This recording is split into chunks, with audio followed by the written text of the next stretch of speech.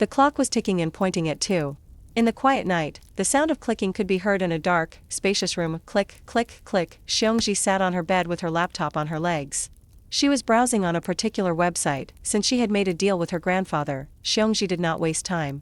She only had 4 years to make her company big. After her meal with her grandfather that time, she recalled in her memory all companies and projects that had become successful in the business industry, including the big shots that would rise in 7 years. Xiong Zhi took advantage of her rebirth.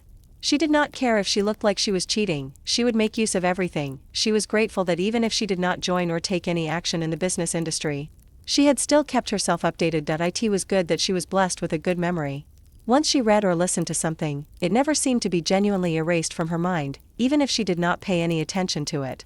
She had an assumption that she had a photographic memory. When she saw a particular petroleum company, she remembered something. She took out a small notebook and wrote some words on it. Click. Click. She left the website and proceeded to read some news. Senator Long found guilty in opening new houses for squatters fund corruption. Pork barrel of chief secretaries released. 21 people involved under investigation. CJ's controversy. Fake diamonds? Secretary Xiao Mei the mastermind. Vincent Ko and Kay Lu marriage date, next month? His lips curled up slightly. She had found what she was looking for. She wrote some notes in her notebook. After browsing some more, Xiong eventually felt sleepy and called it a day. Xiong Zhi was dressed in simple jeans, a white tank top, a black jacket, a pair of running shoes, and a cap. There were no classes today. She was looking at the phone that Linfeng gave to her.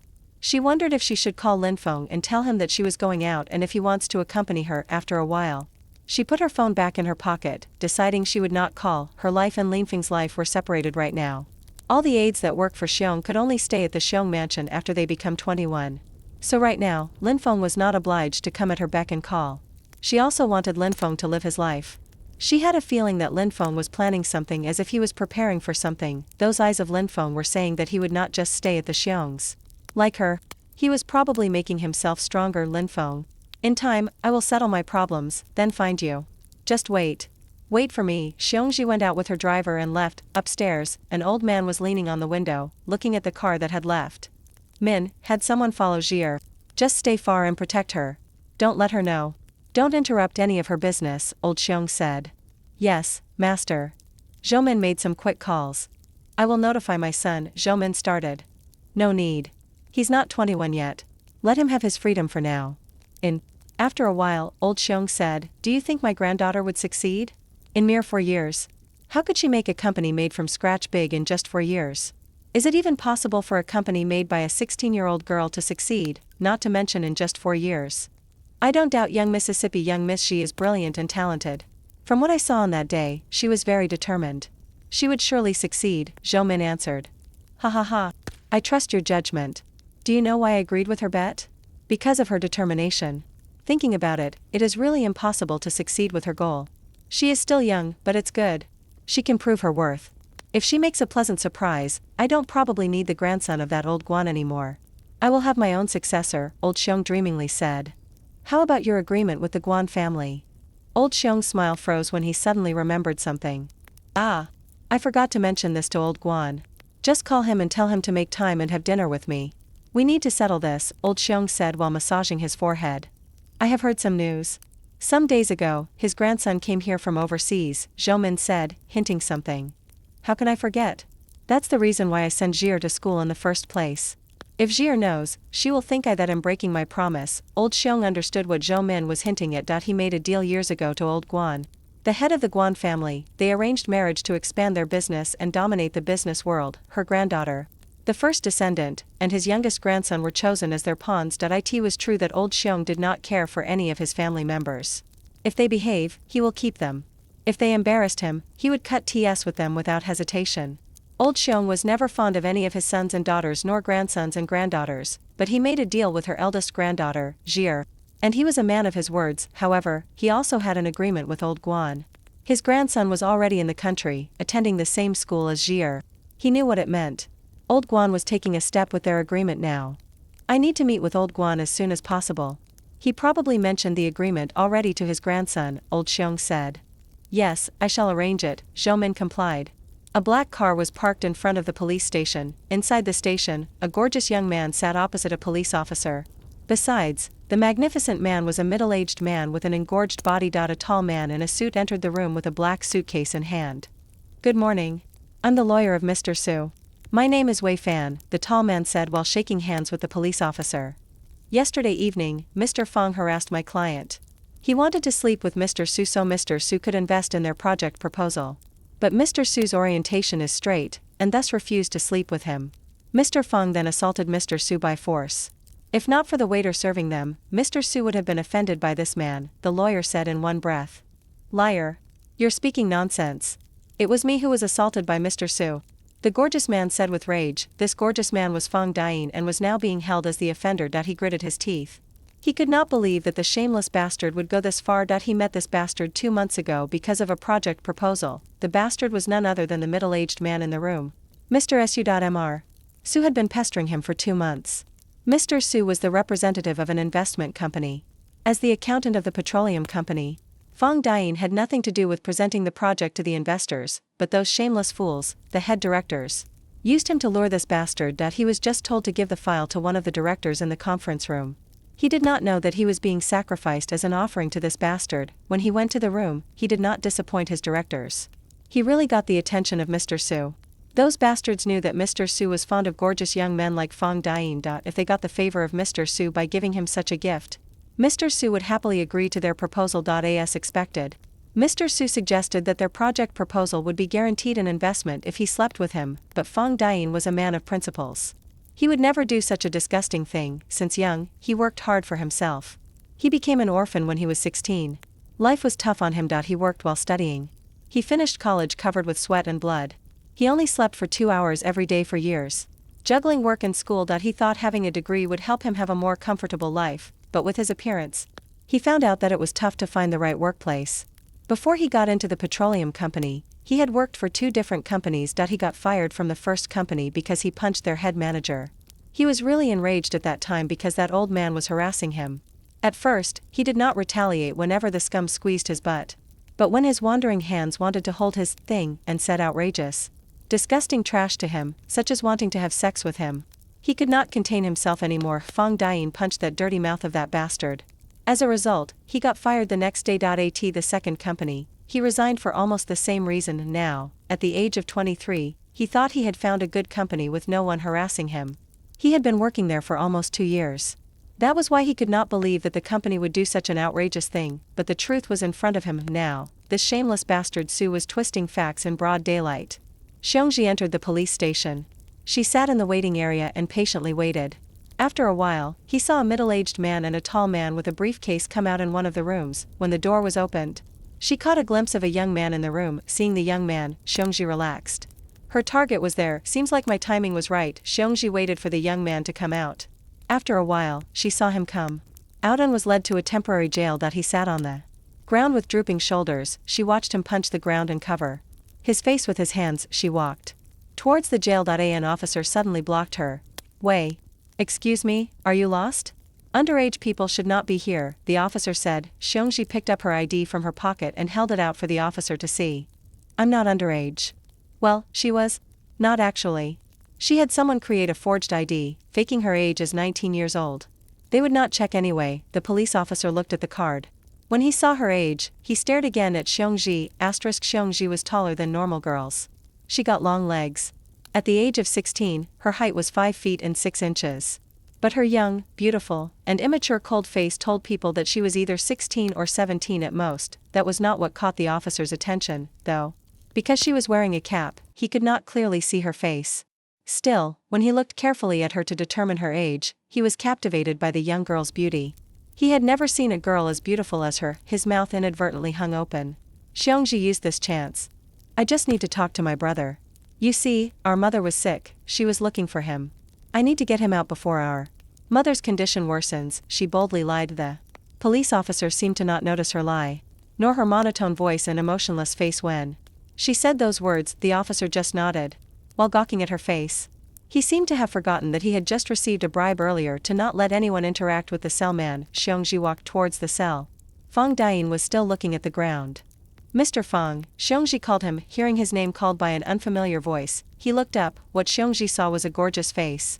He had smooth, silky brown hair, which looked very soft. His brown eyebrows were aligned neatly, his beautiful chocolate eyes with a struggling look were covered by fine long lashes, his tall nose, and his somewhat pale but full lips were slightly parted. All in all, she was looking at a charming, model-like figure. She now understood why he had such a tough life.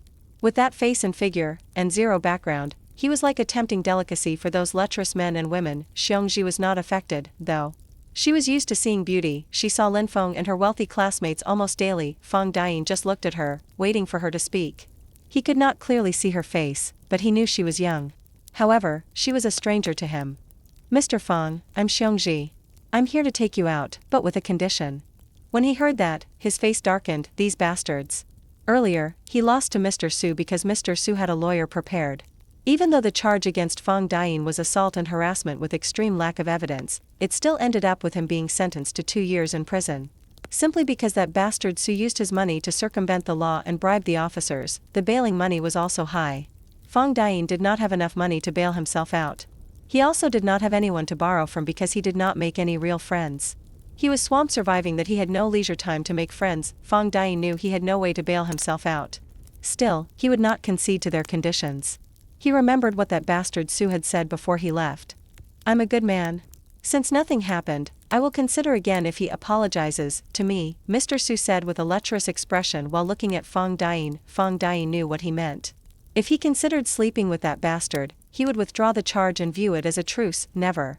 He would rather stay in prison than satisfy that bastard's sexual needs. Just thinking about it made him nauseous. Now, they sent another person to convince him to concede. Was that bastard's pet in his pants really in need? He looked at Xiong Zhi with a furious expression. "Get out.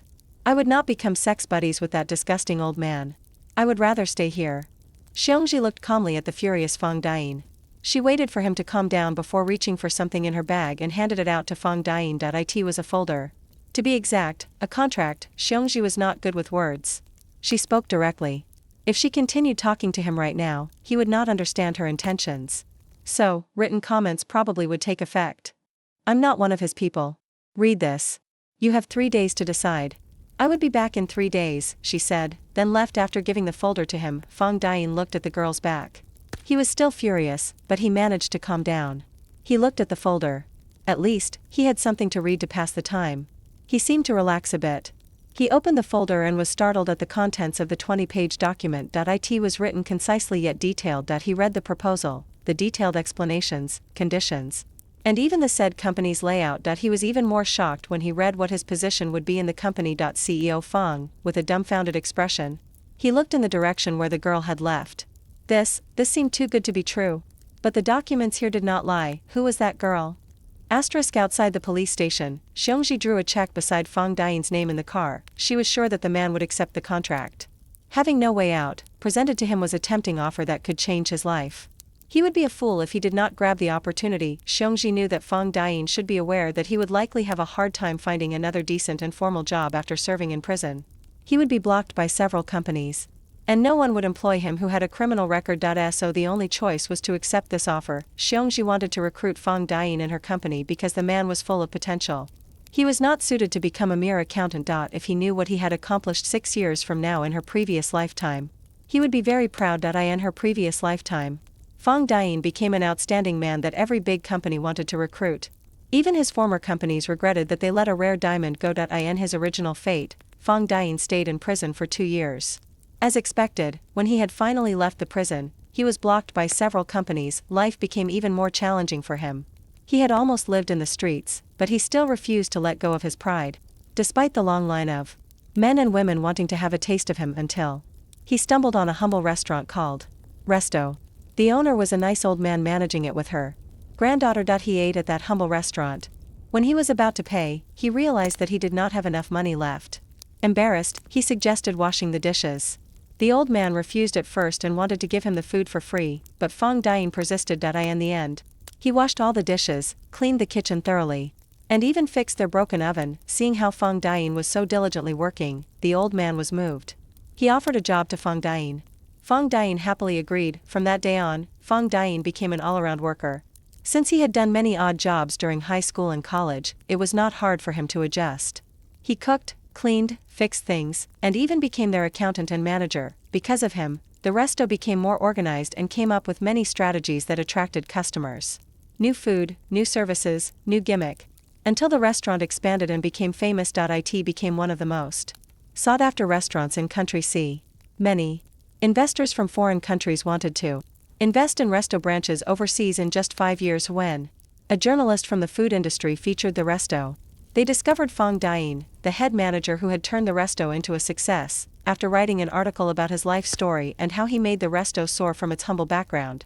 He became sensational. Many CEOs wanted to poach him as their manager, assistant director, and the likes with a tempting offer.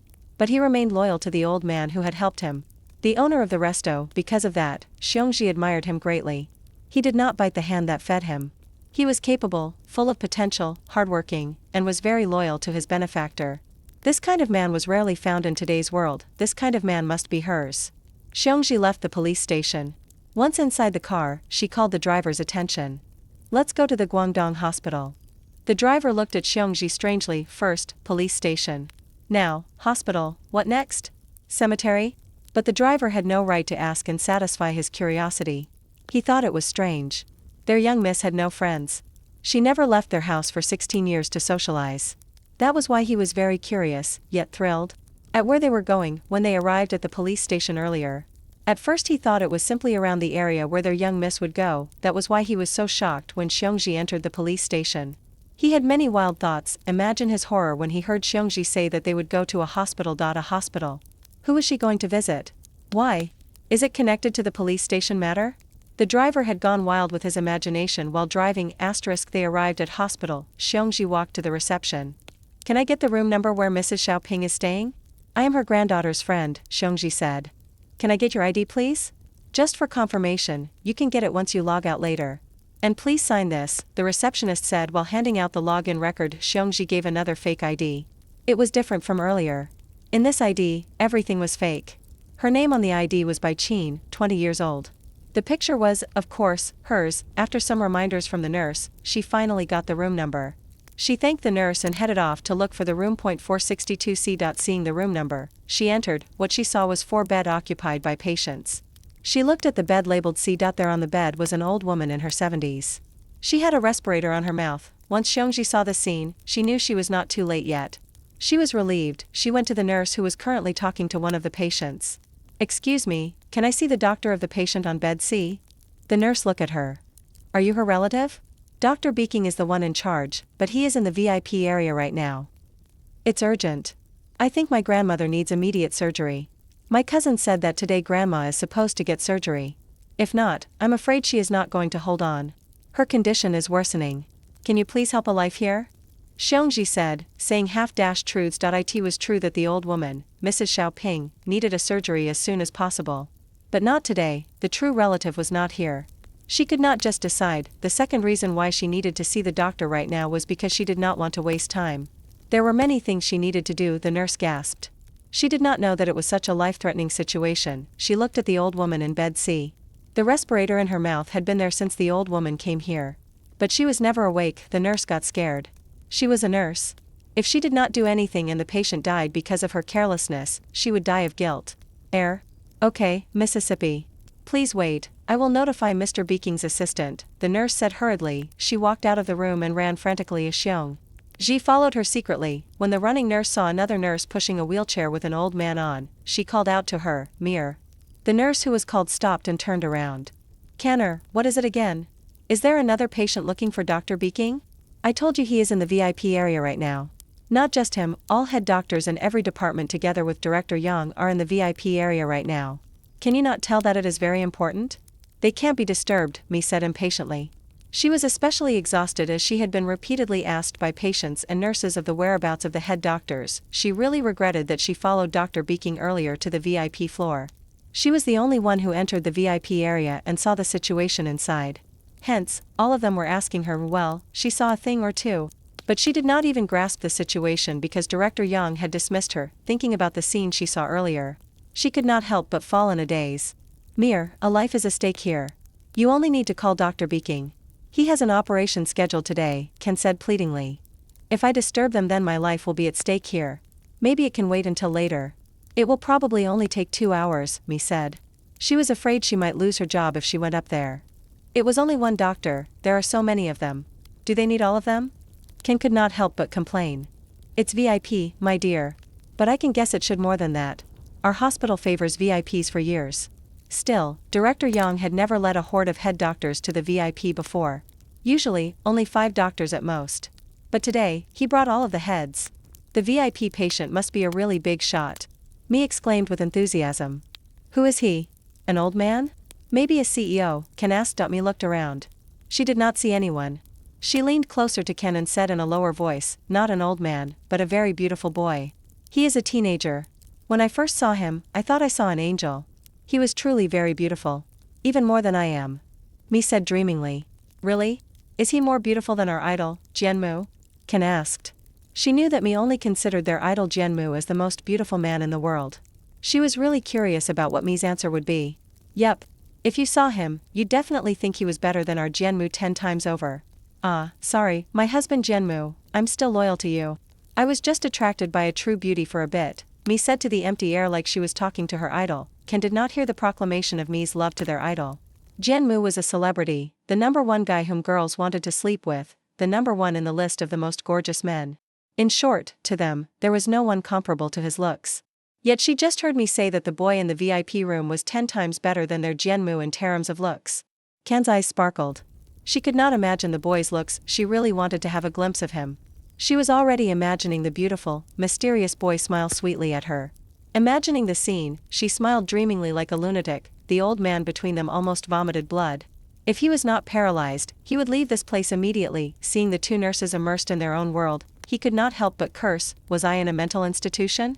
These people here were crazy. I want to go home. Unfortunately for him, he could not speak, so no one could hear his cries. Xiong Zhi watched their exchange from afar. She could not hear their conversation clearly, especially when Me leaned closer to Ken to gossip. Xiong Zhi only read a few information from their lips. From what she could tell, all the doctors were in the VIP area. It would probably take 2 hours. Xiong Zhi calculated her available time if she could manage to visit 2 more places today. If it took 2 hours. Then she could only wait for tomorrow to visit the other 2. She turned back and was about to go downstairs to the waiting area when she changed her mind. She suddenly wanted to give it a shot if she could find Dr. Beking. Maybe he's outside the room. Perhaps I could talk to him. With this decision, she went to the upper floor where the VIP patients reside. She used the stairs because she knew that the moment she stepped out of the elevator on the VIP floor, security guards would flock to her. Since she was going to wait, why not try to find Dr. Beking first? Maybe her luck would be good. After many floors, she arrived at the VIP floor. As usual, the stairs had signboard with "Used by staff only. Please proceed to the VIP entrance to enter." She ignored the signboard and quietly walked in. She peered around in the silent hallway. From afar, she could see 2 guards in every door. The long corridor only had 4 doors on the walls. Each room was considerably big. Between 2 doors was another corridor. Since she did not see Dr. Beking in this hallway, she needed to go to another corridor. The problem was she had to pass by the 4 guards who was at the 2 doors. Xiong Zhi observed them. The guards on the left door talked silently to each other, while the pair on the right door was standing still with stern faces. After a while, a radio was heard from the guards on both doors. After responding, the guards who received a radio left and went away. There was now only 1 guard on each door. The guard on the left door seemed to be bored because he was alone. He sauntered over and chatted with the guard. The room that was nearer to the corridor had no one guarding it. Xiong Zhi saw this chance. If she ran into the hallway now while they were busy chatting, it should be possible to go unnoticed. Xiong Zhi did not lose any time and ran to the next hallway without giving them a glance. She safely passed to the next corridor. She leaned on the wall. Her heart was still beating fast because of the run. Xiong Zhi never did sports, so it was a challenge for her to run and sneak around. Xiong Zhi felt exhilarated. In her previous lifetime, she had never done this. She remembered a scene in an action movie where the lead secretly snuck into a building to get an important file. Xiong Zhi pretended she was a spy. She liked the feeling. Her heart was beating so fast with anticipation. She was clearly enjoying herself. In this corridor, there was no guards. But it had a CCTV camera on every pillar. That was strange. There should be guards here. Where were they? Nevertheless, she did not see whom she wanted to see. So she went to another hallway while avoiding the CCTV camera. The next corridor was different. The entrance to it had a frosted glass door. Xiong Zhi had an idea what this hallway was for. It was for the VIP among the VIPs. It probably only had 1 room. She opened it and entered inside. Since she saw nothing in the hallway, she went to the next one. She was just about to turn when she collided with something. Because of the impact, her butt kissed the ground. She groaned in pain. Sorry. When she heard a soft voice, Xiong Zhi looked up. She only managed to see his back and his silver hair. The boy was tall and she could guess that he was around the same age as her. He was wearing a hospital gown. The boy was running. From what? Xiong Zhi did not know and did not care. She stood up but then heard distinctive shouts. She saw several guards running to her direction. Shoot. How did they found out? Xiong Zhi was very careful. Although inexperienced, she somehow avoided the guards and the cameras. If she was spy, she would be a good one. She never intended to get caught in the first place. If she got caught, it would be troublesome. Her identity would be investigated and they would know that her ID was fake. If her identity was found out, the old man surely be displeased. He might break his agreement with her. Understanding this, she turned around and ran. She could still see the silver-haired boy's back and followed him. Because she did not know where to run to, she simply followed the boy who seemed familiar with the way. When he turned left, she would turn left. When he entered a small door, she also entered. When he ran upstairs through the fire exit, she also followed. The boy did not know that Xiong Zhi was escaping too and was following his escape route. He arrived at the rooftop and ran towards the railings. He climbed the railings and stood there dangerously. The boy opened his arms wide and closed his eyes. It looked like he was about to jump any moment. Xiong Zhi arrived at the rooftop. Seeing the place, Xiong Zhi cursed inwardly. She should have not followed him when they were running upstairs. She should have ran downstairs. She was about to turn back when she heard a shout. Why do you despise me so much and curse my fate? Where should I die? At his mansion? At my mother's grave? In my big brother's place? Or here? The man I call father killed my mother. The man I trusted wants me to die. I hate them both. Will my death give them that satisfaction?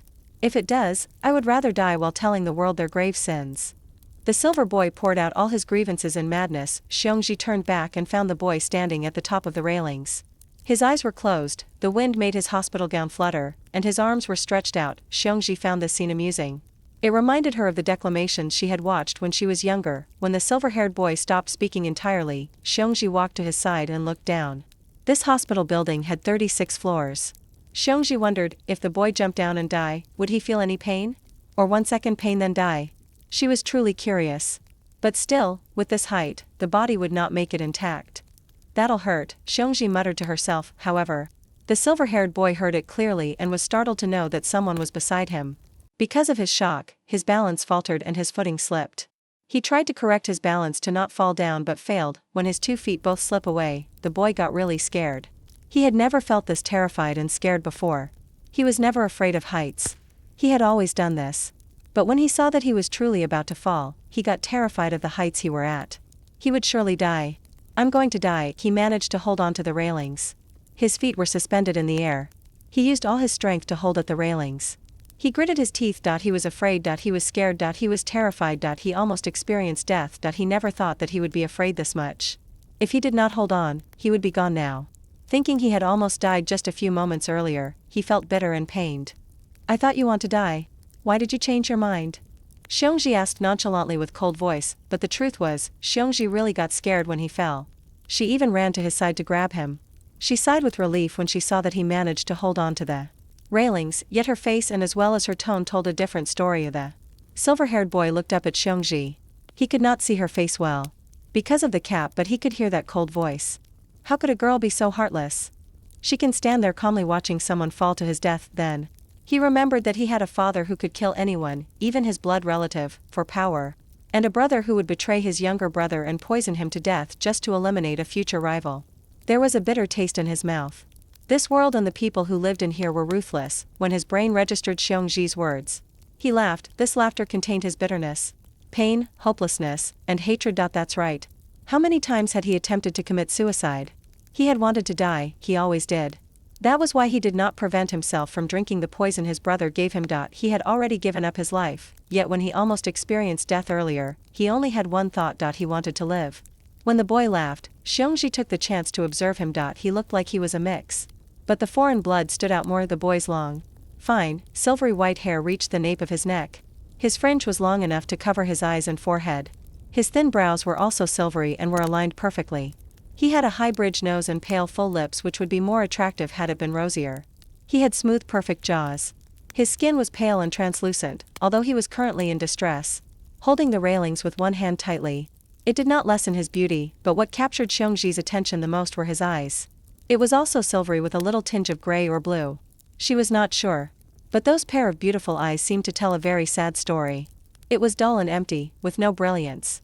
If it had some sparkle in it, this boy would surely look like a deity, with the sun shining at him. He looked like a fallen angel. He was truly beautiful, but this beautiful boy wanted to throw away his life. Xiong Zhi knew that if he was saved today, there was no guarantee that he would not do it again in the future. His suicidal thoughts must be uprooted so that this thing would never happen again. Why don't you let go? If you die today, you would not need to face those things that make you suffer anymore, Xiong Zhi taunted. Although she said those words, her intention was to make this boy realize that death was not a solution. He must let go of his suppressed emotions. He, such a beautiful child, wanted to throw his life away. It would be a pity. She clearly saw earlier his terrified face when he was about to fall. She saw how he wanted to hold the railings desperately. It clearly showed that he did not want to die. He wanted to live, but Xiong Zhi miscalculated this time. She did not know that her words that was supposed to wake him up simply added fuel to his thoughts that he should just die instead. Thus.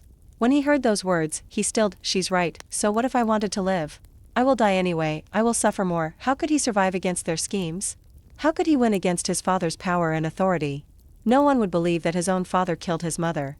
He tried to speak of it before, but they had actually put him in a mental institution. How could he win against his brother's scheme? His brother was trusted and loved by many. Unlike him. If he told the world of what they have done, the world would believe them rather than him. He clenched his teeth. No matter what he did, others would not believe him, even when he had evidence. One of his hands let go of the railings and laboriously reached for a folded paper in his pocket. It was his suicide letter. He had also written his father's and brother's crime. Inside also contained the evidence and where they would find them. He wanted to expose their crimes with his death. If he died, the media and police would discover the letter in his body. They would investigate it. Hopefully, those crimes would not escape the public's eyes. With this thought in mind, he was a little bit relieved. At least, he could do something with his death. His free hand gripped tightly at the paper. He would not let go of this paper until it was in good hands. He looked up at the girl whom he could not see clearly. He did not notice that he was crying. Xiong Zhi saw the boy's silent tears. The look in his eyes was telling her that he was reluctant, helpless, and dejected. Most importantly, he had no will to live. She suddenly had a bad premonition. Don't tell me. The boy closed his eyes while tears flowed out silently. He felt the sun shine on him. The strong cool wind seemed to whisper to him. He at least wanted to feel the nature before he died. Then, he let go of his hold on the railings. Xiong Zhi's eyes widened. She immediately reached out her hands. The strong, cold wind blew off her cap, exposing her long black hair. It danced wildly with the wind. Half of Xiong Zhi's body was leaning out of the railings. She sighed in relief when she managed to hold his hand, then it quickly dissipated, because she was very angry at this suicidal idiot. You fool. What are you thinking? You really want to throw your life away? Xiong Zhi was mad and scared at the same time. If she did not manage to hold his hand, then she might be looking at his dismantled corpse right now. Thinking of this, she broke out in cold sweat. The boy was waiting for the pain of the impact, but then he suddenly felt warm. Soft hands grabbed his cold hand tightly. When he heard her words, he looked up. He was startled at the scene in front of him. Without the cap, the girl's face was exposed to him. She had a breathtaking beauty. Her shiny, long, black hair was carried by the wind, her brows were furrowed, and she seemed extremely pissed. Her black orbs looked at him directly. It was full of life, shining brilliantly, unlike his which were empty and dull. He looked at their hands. Hers was holding his tightly. He gazed up at the girl again with a confused expression. Why save me? Didn't you say it was better for me to die? Let go. The girl became angrier. She opened her cherry lips. Idiot. If you want to die, then die, but not in front of me. How can I live for the rest of my life with such a trauma? Do you want to ruin this woman's life too? Xiong yelled coldly. She did not think anyone could be more foolish than him. She had thought he got scared earlier and finally wanted to live, that he had changed his mind. Well, he did. But he changed his mind again. He was worse than a girl suffering from a period. The boy was startled. That was her reason? He felt bitter but did not know why. Then close your eyes. And let me go, the boy said stubbornly. Xiong Zhi somehow felt like wanting to kill a certain person. Xiong Zhi treasured her life, because it was her only chance to make everything finally right. If it was in her previous lifetime, she would not even blink if someone killed themselves in front of her. Simply because she did not care. She was empty, breathing without any meaning. Like a mindless doll, she kind of understood what this boy was feeling right now. He must have felt alone. With that thought, her angry mind calmed down as she tried to persuade the boy. She, who was given a second chance, did not want to witness a boy so young waste his only life. He had not seen and enjoyed the beauty of this life yet. Don't you have any reason to live on? Or someone you want to live life with? Xiong Zhi asked, adding her thoughts silently. The boy looked at her eyes. Xiong Zhi could not stand the look in his eyes, sadness. It told her one thing. He was alone. He had nothing nor someone accompanying him in his life. He had no reason to live on. He had already given up his life. What had he suffered to have that look in his eyes, alone? She could not help but feel a connection.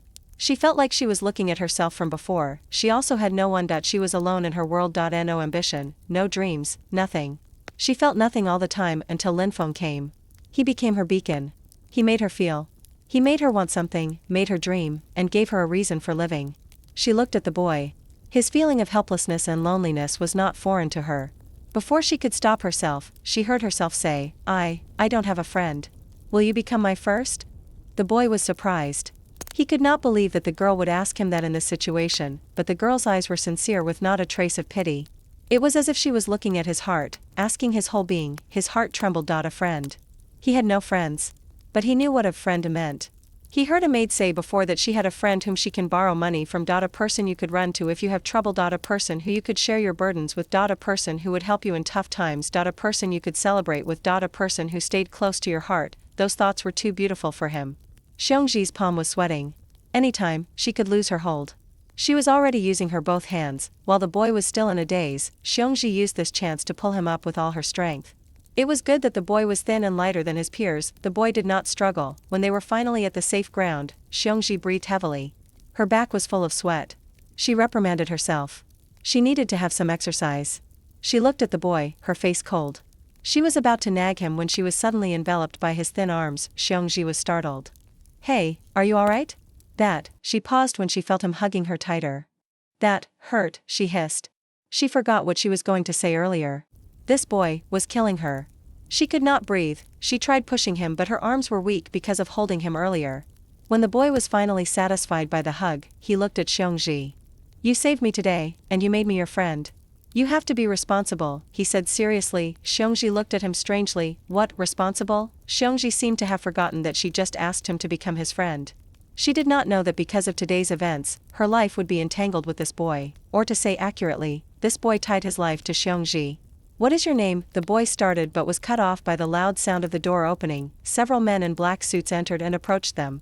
Xiong Zhi recognized some of them. They were the guards who had left earlier after receiving instructions from the radio chute. I totally forgot about them. How troublesome. The boy also saw them. His face darkened and he took a step away from Xiong Zhi. Xiong Zhi noticed his movements and felt something was fishy. Young master, we were looking for you. You made us worry. Your session has already started. The doctors are all waiting for you. One of the men in black came forward and held the boy's arm. This man was different from the other men. In his suit, there was a golden pin in a circular shape. There was a letter L in the middle. When he said those words, a tinge of mockery could be detected.